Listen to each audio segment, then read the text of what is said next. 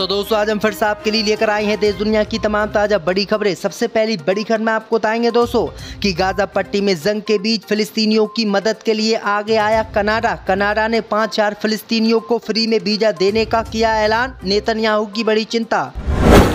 प्रधानमंत्री मोदी के ध्यान पर कांग्रेस पार्टी ने जताई आपत्ति। चुनाव आयोग का दरवाजा खटखटाते हुए मोदी के ध्यान पर बैन लगाने की कर दी मांग।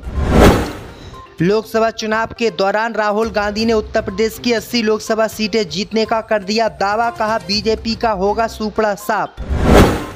गाजा पट्टी में जंग के बीच इजराइल के विरोध में उतरा बॉलीवुड के एक्टरों ने फिलिस्तीन का समर्थन करते हुए इजराइल को बताया आतंकवादी देश। बीजेपी सांसद ब्रजभूषण शरण सिंह के बेटे करण के काफिले ने 2 को रौंदा। मौके पर मौत, 2 महिलाएं भी हुई घायल। बीजेपी के विरोध में उतर गई जनता। तो दोस्तों सभी खबरों को आपको एक एक कर बताने वाले हैं। वीडियो को लाइक कर चैनल को सब्सक्राइब कर दें। इसी बीच बढ़ते दोस्तों अगली खबर की ओर। तो गाजा पट्टी में जंग के बीच फिलिस्तीनियों के समर्थन में उतरा कनाडा। कनाडा ने 5,000 गाजावासियों को अपने देश में रहने के लिए दिया वीजा। नेतन्याहू की बड़ी चिंता। दोस्तों आपको बता दें कि गाजा पट्टी में जंग के बीच कनाडा फिलिस्तीनियों के समर्थन में उतर आया है। कनाडा ने सोमवार को ऐलान किया है कि गाजा पट्टी में युद्धग्रस्त क्षेत्र में रहने वाले 5,000 लोगों को वो फ्री में अपने देश में रहने के लिए वीजा देगा। ये लोग ऐसे होंगे जिनके रिश्तेदार कनाडा में पहले से ही रह रहे होंगे। कनाडा ने कहा है कि वह गाजा पट्टी से 5,000 लोगों को निकालने के लिए अपना एरोप्लेन भी भेजेगा और वहां पर अपनी आर्मी को भी भेजेगा। कनाडा के इस कदम की पूरी दुनिया में चर्चा हो रही है और कनाडा के इस कदम को सारे ही देश बहुत अच्छा बता रहे हैं। दूसरी तरफ इजराइल ने कनाडा का इस कदम का विरोध किया है, लेकिन कनाडा ने कह दिया है कि इजराइल कितना भी विरोध करे वो 5,000 फिलिस्तीनियों को अपने देश ले जाएगा और फ्री में उनको वहां पर रहने देगा। इसी बीच पर तो दोस्तों अगली खबर की ओर। तो लोकसभा चुनाव के बीच प्रधानमंत्री मोदी के ध्यान पर कांग्रेस पार्टी ने जताई आपत्ति। चुनाव आयोग का खटखटाया दरवाजा। दोस्तों आपको बता दें कि प्रधानमंत्री मोदी के रॉक मेमोरियल में ध्यान लगाने से पहले ही बवाल उत्तर प्रदेश सहित पूरे देश में शुरू हो चुका है। कांग्रेस ने इस मामले पर कड़ी आपत्ति दर्ज करवाते हुए इसके खिलाफ चुनाव आयोग जाने का ऐलान कर दिया है। कांग्रेस प्रतिनिधित्व ने चुनाव आयोग से प्रधानमंत्री मोदी को ऐसा करने से रोकने की मांग की है। कांग्रेस ने कहा कि हमें चुनाव आयोग में पूरा भरोसा है और हमने चुनाव आयोग से कहा है कि 48 घंटे के मौन काल में किसी को भी प्रत्यक्ष या अप्रत्यक्ष रूप से प्रचार करने की अनुमति नहीं दी जानी चाहिए। कोई भी चैनल प्रधानमंत्री मोदी के ध्यान को अपने टेलीकास्ट ना करे और यही मांग उन्होंने की है और कहा है कि अगर न्यूज चैनल प्रधानमंत्री मोदी का गुणगान करेंगे और उनके ध्यान को प्रोत्साहित करेंगे तो हम इसका विरोध करेंगे। इससे भी बढ़ते दोस्तों अगली खबर की ओर। तो राफा शहर पर हमला करने वाले इजराइल के विरोध में उतरे भारत के एक्टर इजराइल को बताया टेररिस्ट देश। दोस्तों आपको बता दें कि गाजा पट्टी के राफा शहर पर हुए हवाई हमले में 45 से ज्यादा फिलिस्तीनियों की मौत हो गई और 200 से ज्यादा बच्चे इस हमले में घायल हो गए।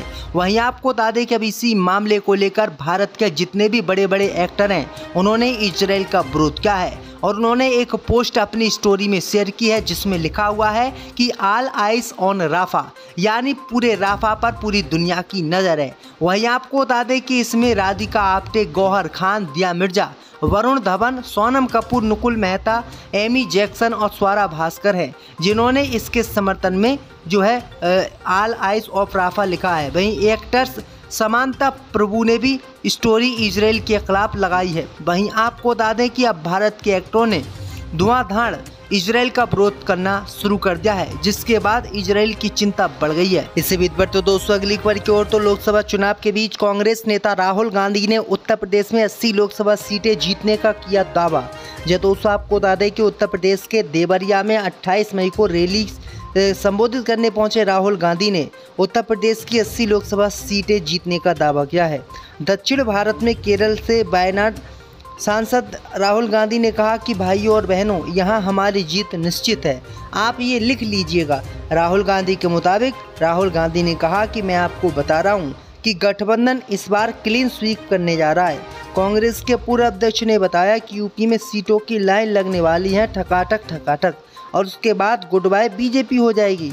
चिलचिलाती गर्मी में स्पीच के बीच कांग्रेस नेता ने यह भी दावा किया है कि इस बार लोग नरेंद्र मोदी को गुड बाय और टाटा कह देंगे। इसी बीच बढ़ते दोस्तों अगली खबर की ओर। तो लोकसभा चुनाव के बीच बीजेपी सांसद ब्रजभूषण शरण सिंह के बेटे के काफिले ने 2 को रौंदा, मौके पर मौत।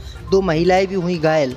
जो दोस्तों आपको बता दें कि गोंडा जिले में करनेलगंज कोतवाली क्षेत्र के अंतर्गत एक भीषण हादसा हुआ है, जिसमें 2 युवकों की मौके पर ही मौत हो गई है।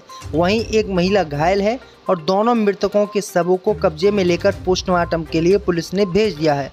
दरअसल आपको बता दें कि ये हमला किसी और ने नहीं बल्कि बीजेपी सांसद ब्रजभूषण शरण सिंह के बेटे कैसरगंज से भाजपा प्रत्याशी करण भूषण सिंह अपने गाड़ी के काफिले के साथ हुजूरपुर जा रहे थे। हुजूरपुर जाते समय काफिले में चल रही पुलिस स्क्वाड लिखी फर्नीचर गाड़ी ने बहराइच हुजूरपुर मार्ग पर स्थित छतपुरिया के पास पहुंचते ही ओवरटेक कर दिया, जिससे 2 मोटरसाइकिल सवार इस गाड़ी से टकरा गए और उनकी मौके पर मौत हो गई, जबकि 2 महिलाएं भी घायल हो गई। भैया आपको बता दें कि अब बीजेपी सांसद के बेटे की कार से 2 लोग की मौत के बाद हंगामा मच गया है। इसी बीच बढ़ते दोस्तों अगली खबर की ओर, तो भारत और बांग्लादेश को तोड़कर नया ईसाई देश बनाना चाहता है अमेरिका। बांग्लादेश की प्रधानमंत्री ने किया खुलासा। जो दोस्तों आपको बता दें कि बांग्लादेश की प्रधानमंत्री शेख हसीना ने ऐसा दावा किया है जिससे पूरी दुनिया में खलबली मच गई है। प्रधानमंत्री शेख हसीना ने दावा किया है कि अमेरिका की सरकार लगातार बांग्लादेश पर दबाव बना रही है और कह रही है कि वो उनके देश में एक एयरबेस बनाने की अनुमति दे। वहीं आपको बता दें कि बांग्लादेश की प्रधानमंत्री ने कहा है कि हमने अमेरिका को किसी भी कीमत पर बांग्लादेश में एयरबेस बनाने की इजाज़त नहीं दी है, जिसके बाद अमेरिका का प्रधानमंत्री राष्ट्रपति बांग्लादेश और भारत के कुछ हिस्से को मिलाकर एक यहूदी मुल्क बनाना चाहता है, यानी एक ईसाई और यहूदी मिक्सचर मुल्क बनाना चाहता है। बांग्लादेश के प्रधानमंत्री ने कहा कि मैं अपने जीते जी किसी भी कीमत पर भारत और बांग्लादेश के 2 टुकड़े नहीं होने देंगे और किसी भी कीमत पर एक ईसाई बहुल देश को नहीं बनाने देंगे। तो ये बड़ी अपडेट आई दोस्तों कि बांग्लादेश की प्रधानमंत्री ने ये बड़ा खुलासा किया है।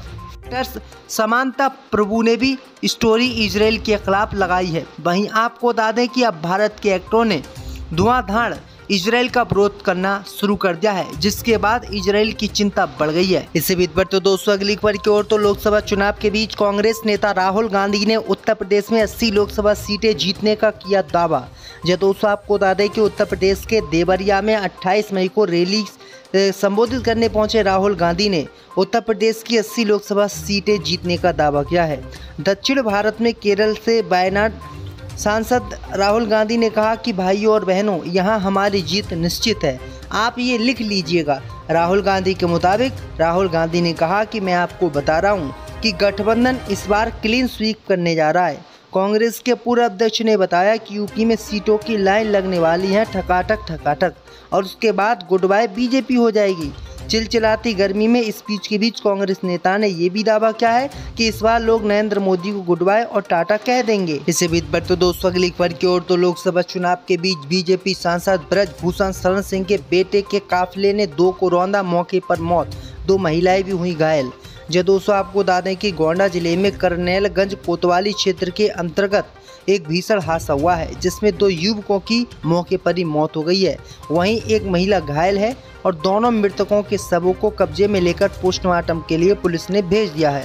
दरअसल आपको बता दें कि ये हमला किसी और ने नहीं बल्कि बीजेपी सांसद ब्रजभूषण शरण सिंह के बेटे कैसरगंज से भाजपा प्रत्याशी करण भूषण सिंह अपने गाड़ी के काफिले के साथ हुजूरपुर जा रहे थे। हुजूरपुर जाते समय काफिले में चल रही पुलिस स्क्वाड लिखी फर्नीचर गाड़ी ने बहराइच हुजूरपुर मार्ग पर स्थित छतपुरिया के पास पहुंचते ही ओवरटेक कर दिया, जिससे 2 मोटरसाइकिल सवार इस गाड़ी से टकरा गए और उनकी मौके पर मौत हो गई, जबकि 2 महिलाएं भी घायल हो गई। भैया आपको बता दें कि अब बीजेपी सांसद के बेटे की कार से 2 लोग की मौत के बाद हंगामा मच गया है। इसी बीच बढ़ते दोस्तों अगली खबर की ओर, तो भारत और बांग्लादेश को तोड़कर नया ईसाई देश बनाना चाहता है अमेरिका। बांग्लादेश की प्रधानमंत्री ने किया खुलासा।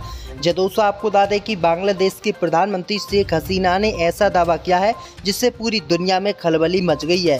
प्रधानमंत्री शेख हसीना ने दावा किया है कि अमेरिका की सरकार लगातार बांग्लादेश पर दबाव बना रही है और कह रही है कि वो उनके देश में एक एयरबेस बनाने की अनुमति दे। वहीं आपको बता दें कि बांग्लादेश की प्रधानमंत्री ने कहा है कि हमने अमेरिका को किसी भी कीमत पर बांग्लादेश में एयरबेस बनाने की इजाज़त नहीं दी है, जिसके बाद अमेरिका का प्रधानमंत्री राष्ट्रपति बांग्लादेश और भारत के कुछ हिस्से को मिलाकर एक यहूदी मुल्क बनाना चाहता है, यानी एक ईसाई और यहूदी मिक्सचर मुल्क बनाना चाहता है। बांग्लादेश के प्रधानमंत्री ने कहा कि मैं अपने जीते जी किसी भी कीमत पर भारत और बांग्लादेश के दो टुकड़े नहीं होने देंगे और किसी भी कीमत पर एक ईसाई बहुल देश को नहीं बनाने देंगे। तो ये बड़ी अपडेट आई दोस्तों कि बांग्लादेश की प्रधानमंत्री ने ये बड़ा खुलासा किया है।